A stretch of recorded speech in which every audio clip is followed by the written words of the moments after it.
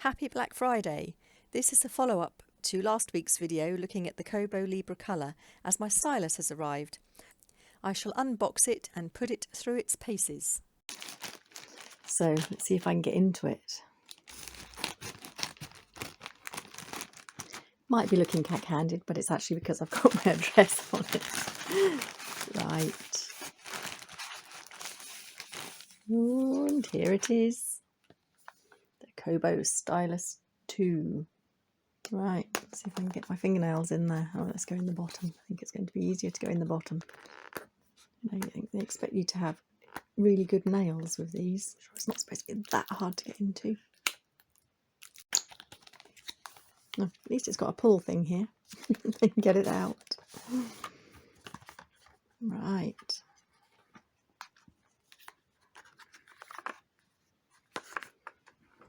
Got a quick start guide in its own little sleeve.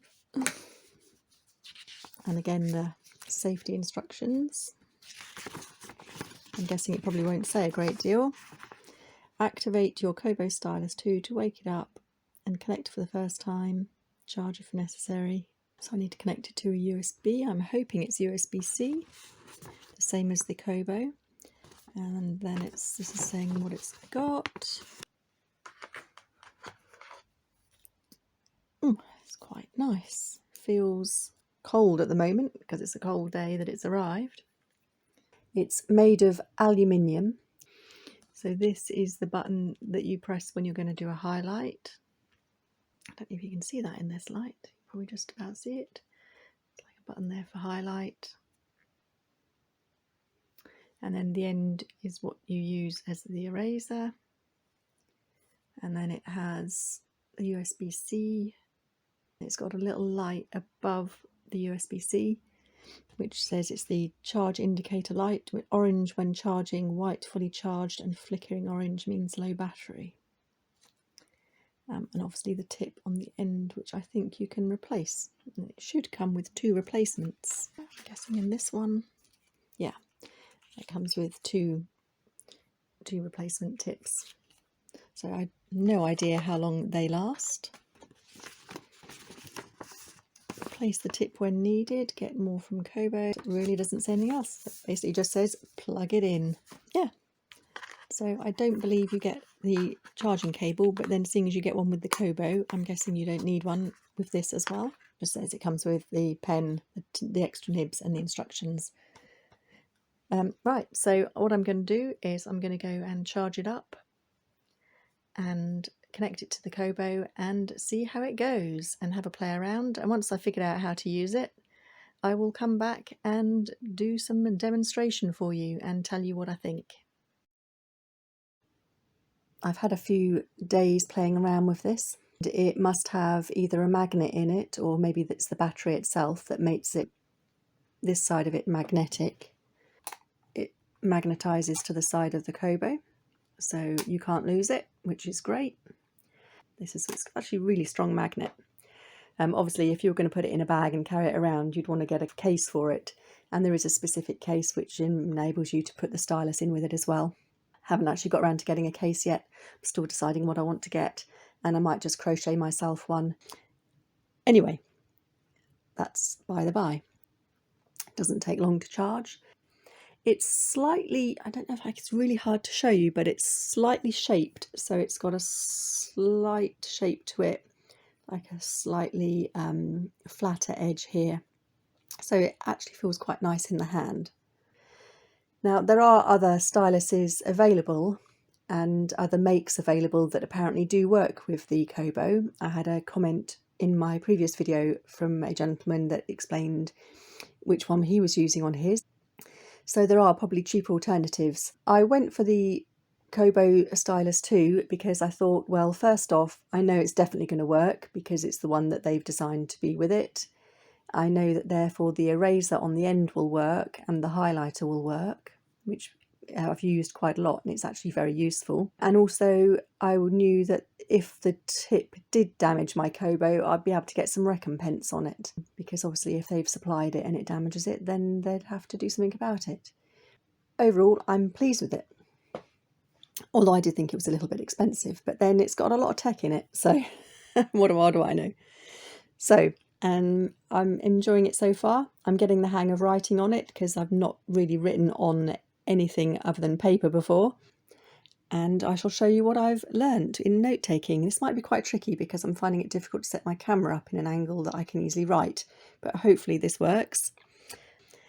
So it does take a little bit of getting used to, and when I'm writing with it on my lap rather than holding it in the air, my handwriting is quite a bit neater. So at the moment I've got Project Gutenberg book up. This is The Origin of Species, a book I've never actually fully read. I've only kind of read bits of it, so I just wanted to illustrate a few features of the pen.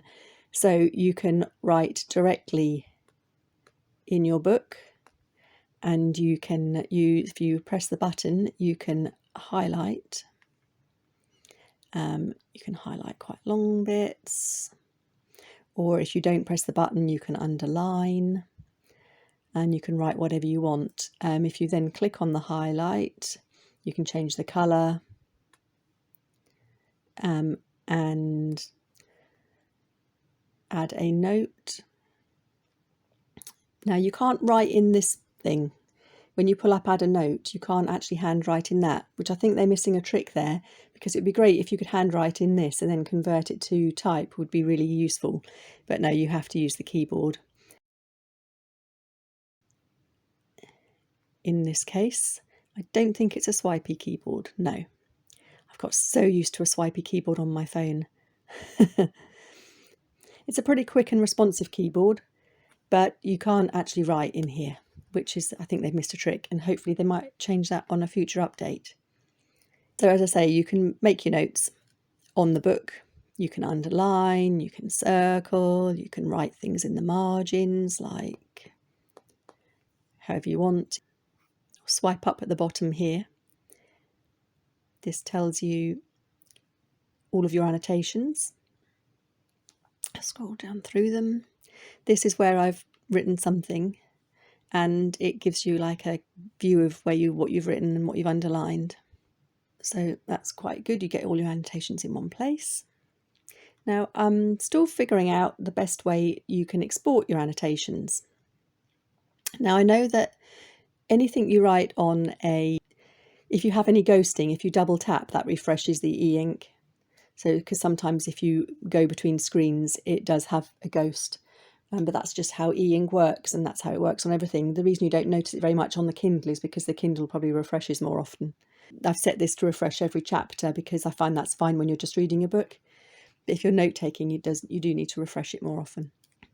What was I saying? I got sidetracked.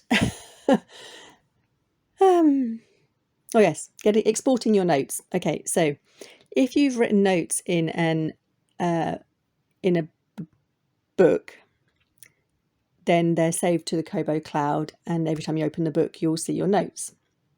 I'm not 100% sure how you export your notes, the written ones. The highlights are easy to export, and you can access them if you use Calibra, or you can probably just get them off your Kobo just by connecting to the computer.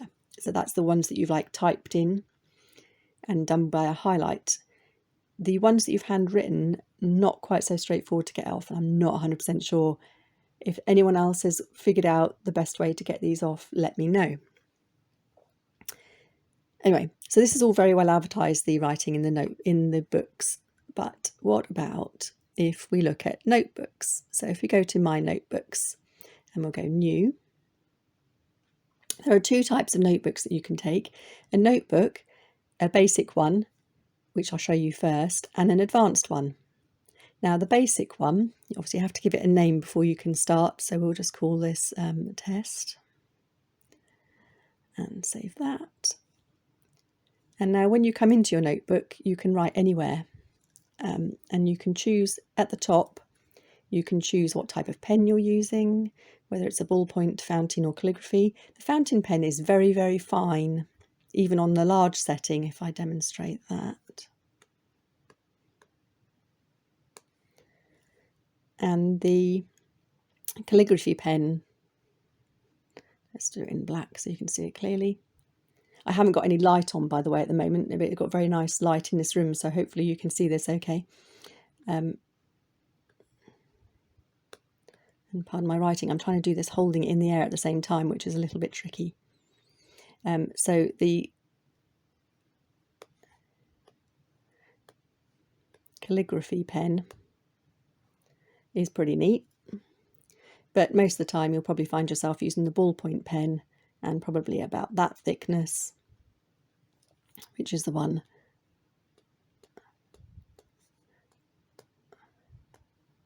I find I have used the most.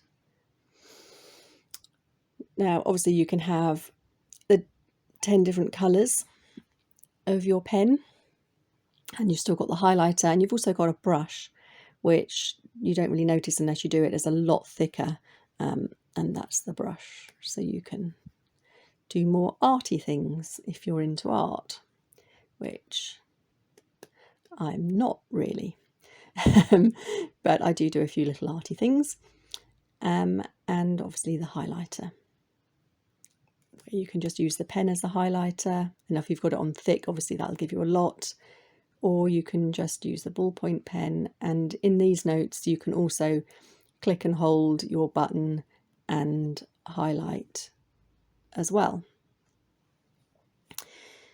Now you can, on the ... you can clear your page to start again.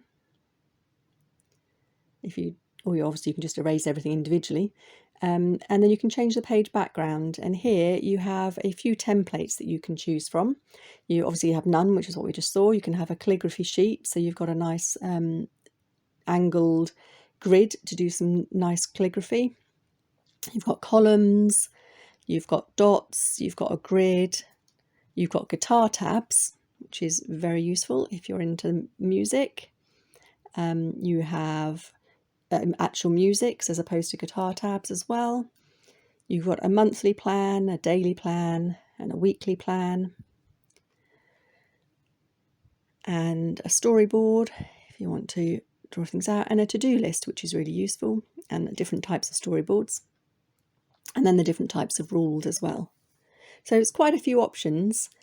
But so far I haven't found a way where you could add your own templates, which I think they're missing a trick there, because it would be really useful to add your own templates.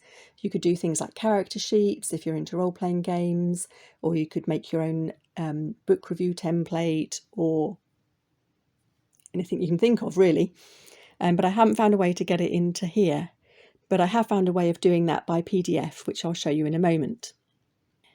So I've made a quick book summary of what I've been reading in November.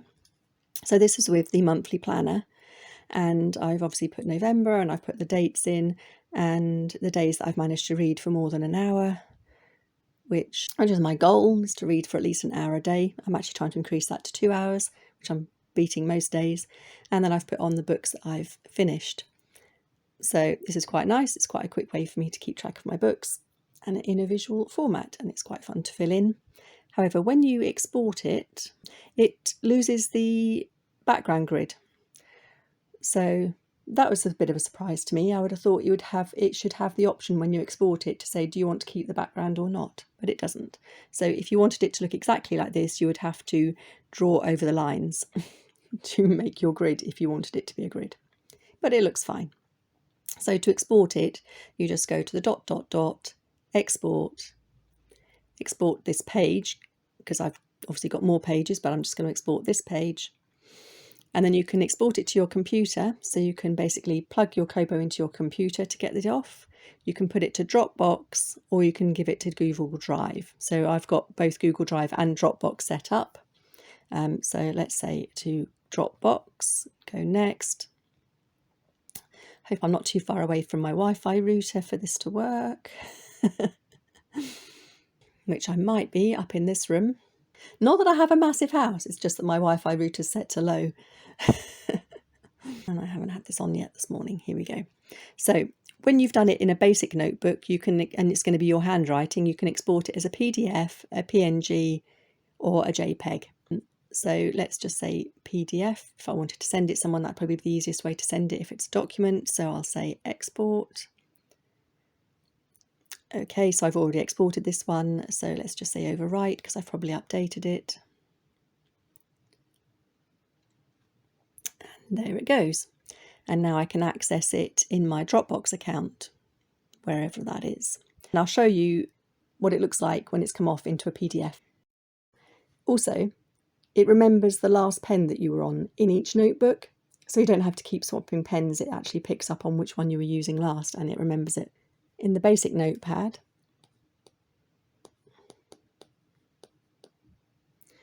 if you go up here, you can select the highlighter, the ... and then you can select bits of text, and you can either copy or convert that into type, actually in the basic notepad as well, and then you can also move it around. So you can do that with all of your writing. So that's quite a useful feature.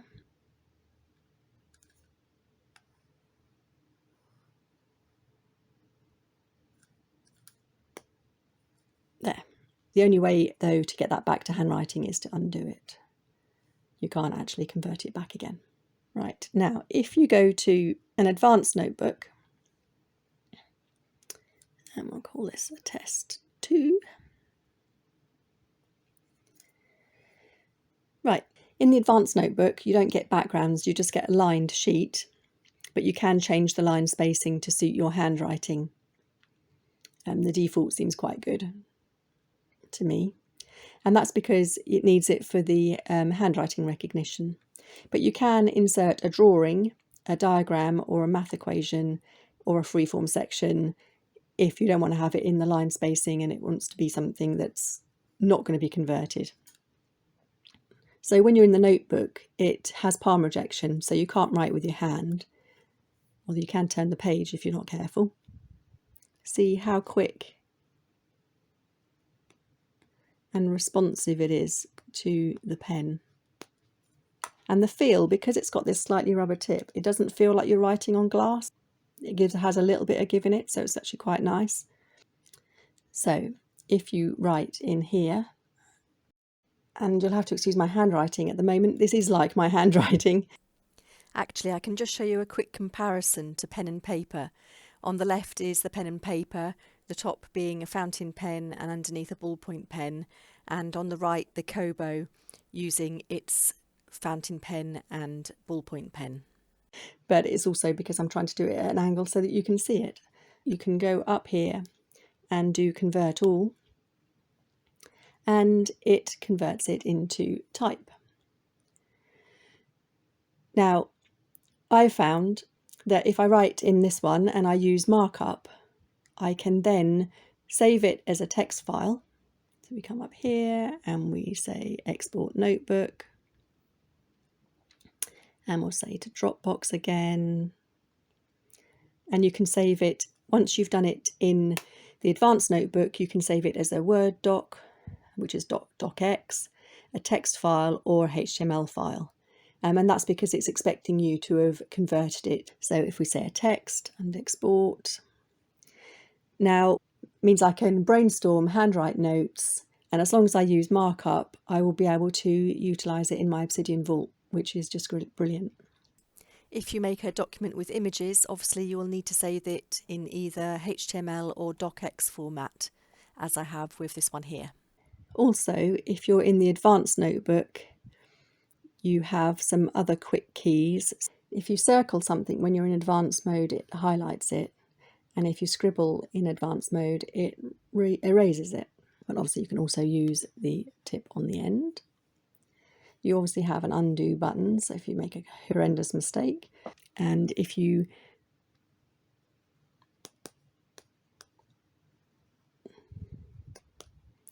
double click on something you've written, then that will convert it into typed. You can also move sections around. Here we go. So there's lots you can play around with, and you'll get the hang of using it quite quickly. The notepad function is really good. As you can see, I've used it quite a lot already.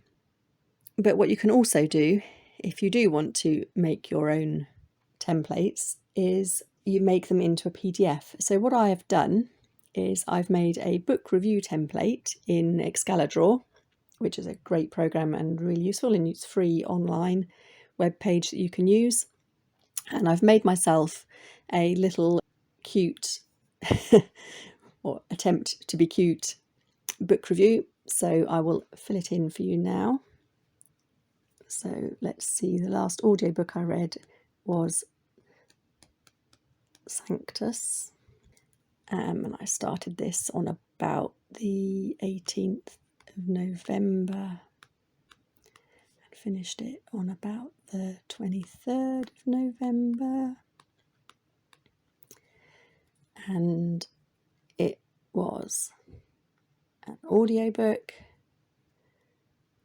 How did I feel about it? I quite liked it, but not massively. I liked it, and it was a little bit shocking. And I gave it, now this one I should probably try and colour in, but oops, sorry, if you swipe down from the top you get to previous books. So let's change the pen.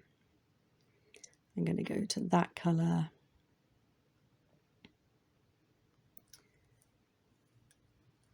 Colour in my stars.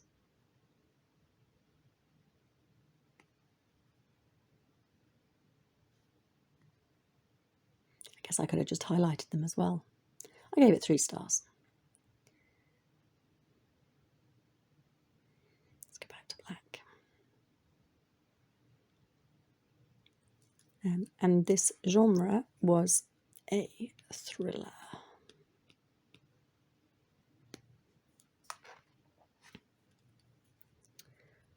I don't want to give you any spoilers in case you haven't read or listened to Sanctus, but let's just say my final thoughts here.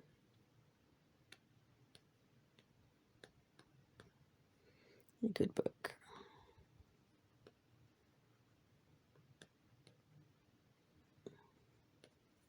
A good book, well narrated. Okay, now because this is a PDF, if you're using Dropbox, PDFs automatically sync when they've been annotated. So all I'd need to do now is sync my Kobo. And then when I go back onto my Dropbox, the PDF will be there with my annotations in it. And then I can save it off and rename it to the name of the book, maybe the date. And then the next time I come in here, I can use it again for a new book. So PDF is one way of using different templates. So overall, I'm really happy with the Kobo Libre Colour and its stylus. And I would recommend it if you're looking out for a new e-ink e-reader and with the capability of note-taking.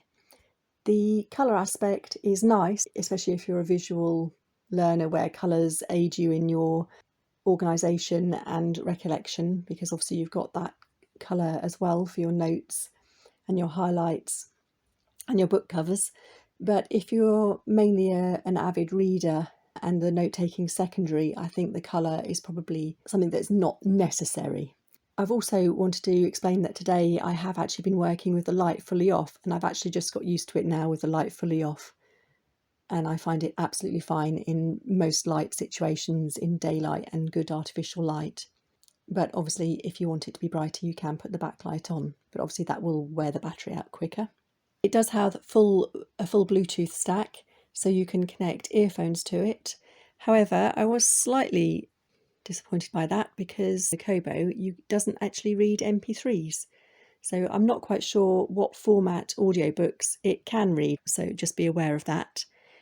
Obviously, audiobooks that you buy from the store, I'm sure will work.